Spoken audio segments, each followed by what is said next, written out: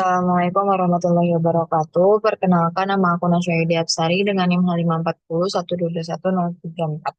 Di video kali ini aku mau ngejelasin apa itu structural break sama cara analisis structural break di software RStudio dan Stata. Jadi structural break itu adalah perubahan signifikan dalam hubungan statistik suatu data time series pada titik tertentu dalam periode pengamatan. Perubahan ini bisa disebabkan oleh faktor ekonomi, adanya kebijakan atau kejadian eksternal lainnya yang mempengaruhi tren atau variabilitas data. Dan kenapa structural break itu penting? Jadi dalam analisis data ekonomi atau keuangan itu adanya structural break itu dapat menyebabkan estimasi model yang tidak akurat jika tidak diperhitungkan. Oleh karena itu, mendeteksi breakpoint menjadi krusial dalam mendapatkan analisis yang lebih valid dan relevan. Jadi metode identifikasi struktural break itu bisa pakai F-statistik atau breakpoint analysis atau OLS based Choosum test. Langsung aja, aku mau ngasih tahu gimana cara analisis RStudio, analisis structural break di RStudio. Jadi pertama-tama buka dulu RStudionya, udah ke file, terus import dataset, terus from Excel di sini.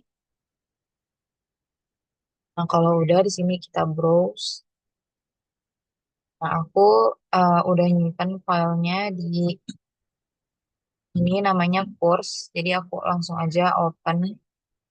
Nanti dia bakal keluar previewnya. Ditunggu dulu sebentar.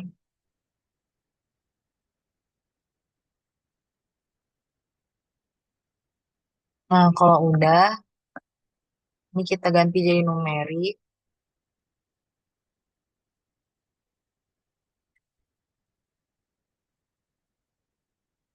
Kalau udah langsung aja kita import. Nah, terus kalau udah, kita buka, kalau udah muncul kayak gini, kita langsung buka file, terus new file, terus add script di sini.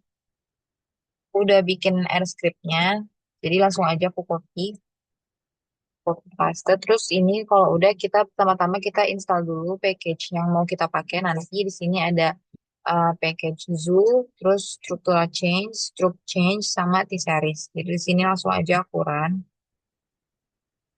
Ini kalau masih ada merah-merah di sini berarti dia masih nge-install package-nya. Tunggu dulu sampai dia selesai.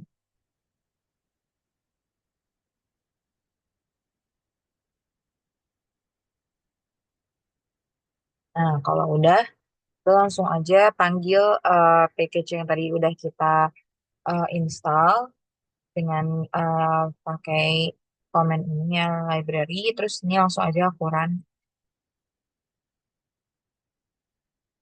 Nah, kalau udah, langsung aja kita akan define time series dari dataset yang kita pakai tadi. Nah, karena tadi itu di data yang kita punya ini ada kolom waktunya, ada kolom tanggalnya. Jadi RStudio tuh nggak bisa baca data yang kita punya. Jadi di sini kita hapus ini, langsung aja aku run. Nah, terus ini buat set data set set time series yang baru. Jadi tadi kan kalau misalnya yang di data kita kan pakai data yang udah ada dari Excel-nya kan. Jadi takutnya nggak kebaca. Jadi kita bikin time series yang baru. Langsung aja ini di run. Nah, kalau udah kita bisa langsung visualisasi data time series yang kita punya untuk ngeliat polanya. Jadi untuk sebagai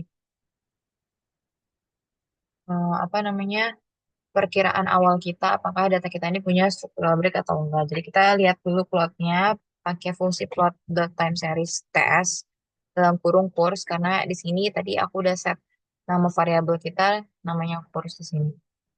Ini langsung aja di run. Terus di sini dia keluar plotnya. Nah, di sini bisa kelihatan ya kalau misalnya datanya cukup volatilitasnya cukup lumayan curam, terus terutama di akhir 2024 di sini. Ini turunnya lumayan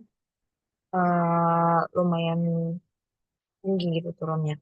Terus di sini, jadi tuh di sini eh, bisa kita jadiin apa dugaan awal dari data yang kita punya.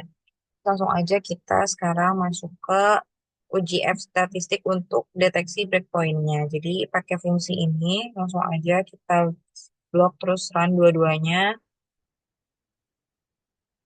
Nah, di sini keluar hasilnya. Dari hasil ini tuh nunjuk menunjukkan kalau misalnya hasil sub F test kita ini itu eh, sangat semakin besar nilainya tuh semakin kuat adanya indikasi perubahan struktur dalam data. Nah, nilai yang kita punya ini sangat besar, jadi menunjukkan kemungkinan besar adanya subpabrik dalam dataset. Karena kan sub F kita di sini datanya 229,53 ya, jadi lumayan besar.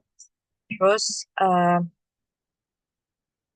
P-value-nya di sini juga sangat kecil, hampir nol, jadi mengindikasikan kalau misalnya kita nih menolak hipotesis nol, jadi artinya data yang kita punya ini punya structural break.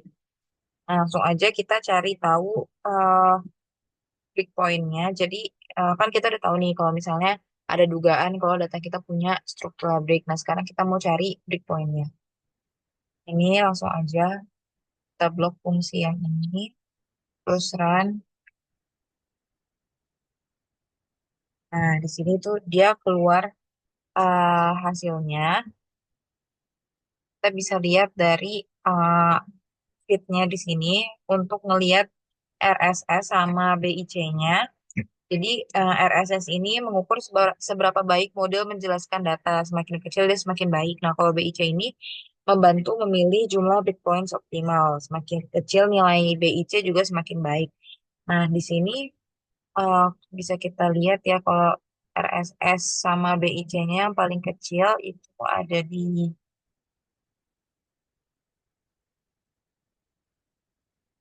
sini ya, di poin ketiga di model dengan M sama dengan 3 ini.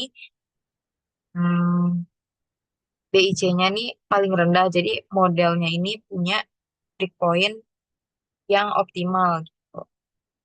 Nah, terus kalau misalnya udah, kita bisa langsung visualisasi breakpointnya. Ini pakai fungsi yang ini langsung aja kita blok, terus kita run.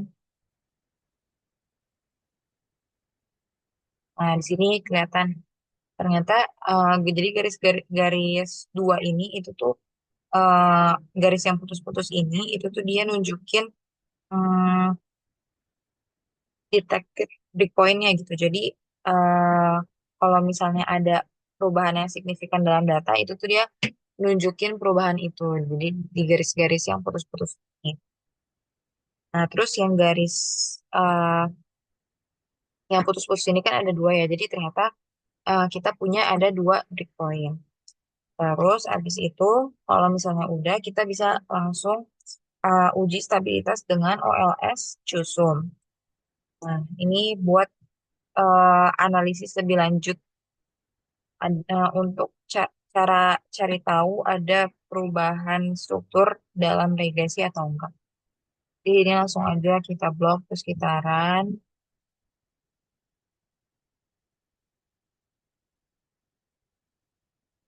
Nah, kalau udah nanti dia keluar plotnya kayak gini. Nah, garis merah ini tuh dia namanya critical bounds. Jadi dia batas kritis yang biasanya tuh titik signifikansinya tuh di 5%. Nah, kalau misalnya garis hitam yang ini tuh melewati garis merah, itu berarti adanya structural break. Nah, di sini kan kelihatannya kalau misalnya ini kan lower bound, ini yang upper boundnya. Terus di sini dia ternyata di uh, di sininya dia ngelewatin upper bound. Jadi ada perubahan struktural yang signifikan dalam model yang kita punya di sekitar pertengahan tahun 2024. Jadi gitu aja cara analisis structural break pakai software Stata. Kurang lebihnya mohon maaf. Wassalamualaikum warahmatullahi wabarakatuh.